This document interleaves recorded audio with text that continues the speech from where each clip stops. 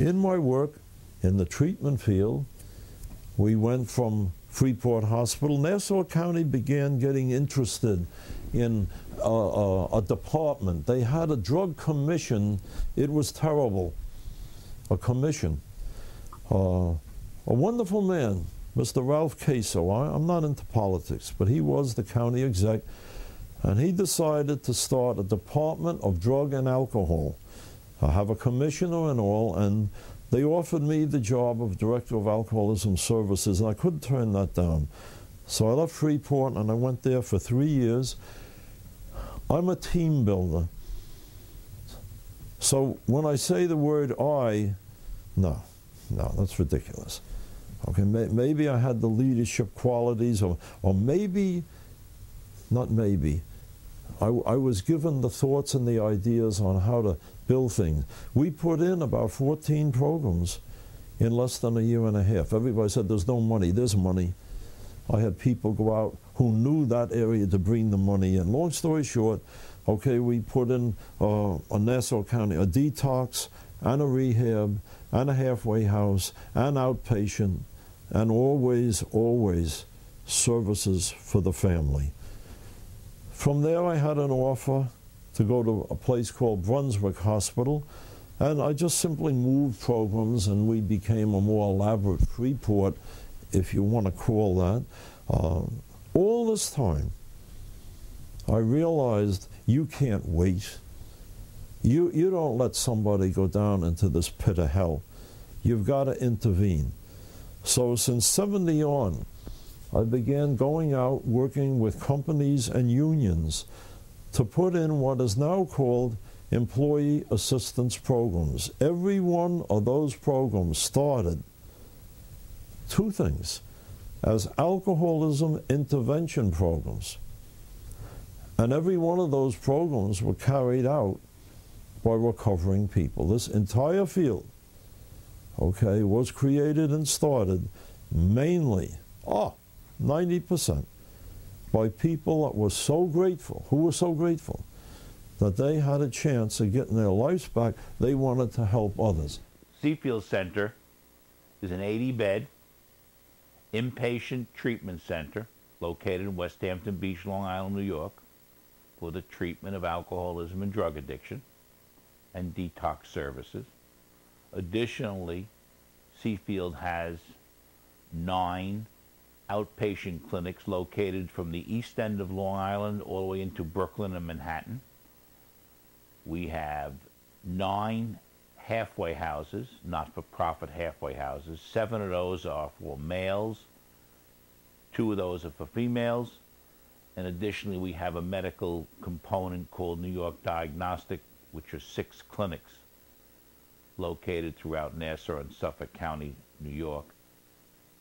We see about 130 people a month in our inpatient treatment center, and we do about 8,000 visits a month in our outpatient services. Without the leadership of this man called Stu, Seafield would not be where it is today. I heard about a man, George Benedict, way out on the eastern end of Long Island, and George had a dream. And he wanted to open up a quality rehab center right in West Hampton Beach, good old staid, wealthy West Hampton Beach. And he had a hell of a time getting that one off the ground, opening up a center right on Main Street, right in the heart of a little 7-block ritzy kind of village and all. We started talking, and I was fascinated with this man. He's a very powerful, big, strong guy with a heart bigger than the rest of his whole body.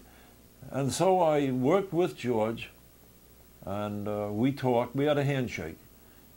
Never had a written contract, never needed it.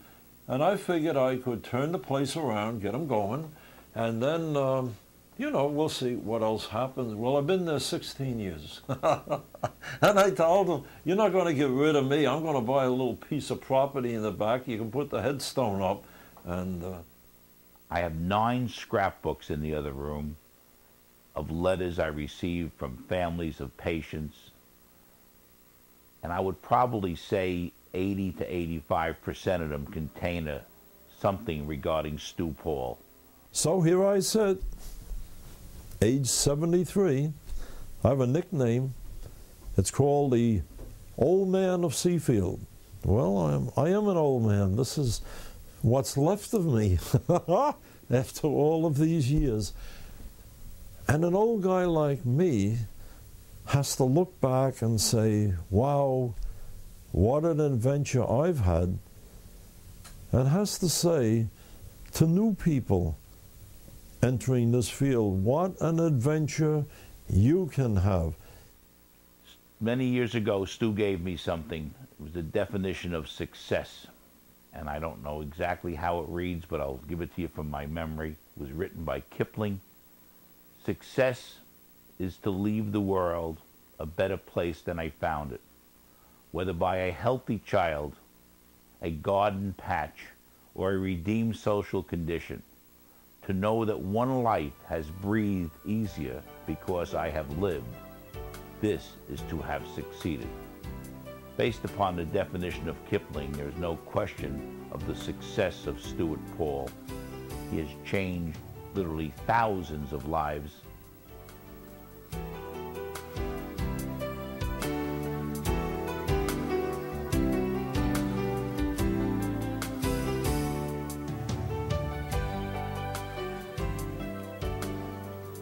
On September the 11th, an incident occurred, as you well know, in New York City that changed the world.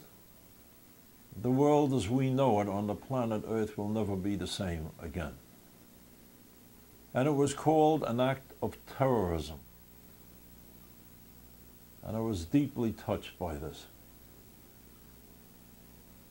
But I began thinking, you don't have to go to Afghanistan, please. You don't have to leave the borders of the United States to find active, fearful terrorism. Please open up the door of the home of any alcoholic or chemically dependent person, and I'll show you terrorism. And I've been saying this for almost 40 years. The drugs convert good people and convert them into terrorists. Open up the door of the home and look at little children, innocent little children. Sound familiar? Absolutely scared to death as to how daddy's going to come home or how mommy's going to be with them, or will they find their mother unconscious again on the living room sofa, and they are terrified. Little people. What about the wives and the husbands and the boyfriends and the girlfriends and the fiancé? What about parents who want the very best for their children and then watch the conversion from a young person with potential and all? Terrorism? Please, I beg you, we have to work through denial earlier. It's not that hard to do by trained professionals. We have to intervene and do professional interventions much earlier than ever before. You cannot wait. When people tell me, well, the person's a sick person, I respect that. But we know how to treat this disease, and we cannot let a sick person destroy, just simply destroy. I work with clients in their 30s who are still talking about and writing out, okay, the night their father raped them when they were 8 years old, a little child, terrorism. Open up the door of the employee who you might say has a drinking problem. There is no such thing. They are early stage alcoholic. And we don't have to send people across the seas. All we have to do is look in your village, in your company, possibly in your home. An alcoholic or an addict will only get well when he or she wants to. Now that's a statement of truth, but it's been twisted around to make a statement that makes no sense whatsoever. And that is, until the alcoholic or the addict comes forth singing the hallelujah chorus, I want to be saved, nothing can be done. That is the farthest from the truth. An alcoholic or an addict will only get well when he or she wants to. The desire to get well can be created. Please, if you're watching this show and you're concerned about somebody's drinking or drug use, you make the call. Please don't wait for these silly phrases like, the person has to hit bottom, because I don't know what the hell that means, and neither does anybody else. The alcoholic, the person you're concerned about, there's the key, is in a muddled up mind. They're using drugs that confuse good judgment. They're in no position whatsoever to take that first step. And the word is concern. Don't wait, please don't wait for the bizarre symptoms of the addictions to take place. When it gets spookier and chances of recovery are less and less and less.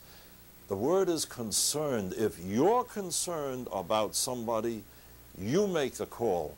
I beg you, don't wait until somebody loses a job. Please don't wait until somebody gets their third DWI. If you've got a son or a daughter, don't wait until they flunk and they drop out of school. That is ridiculous. It is totally unnecessary. If you're concerned, you make the call.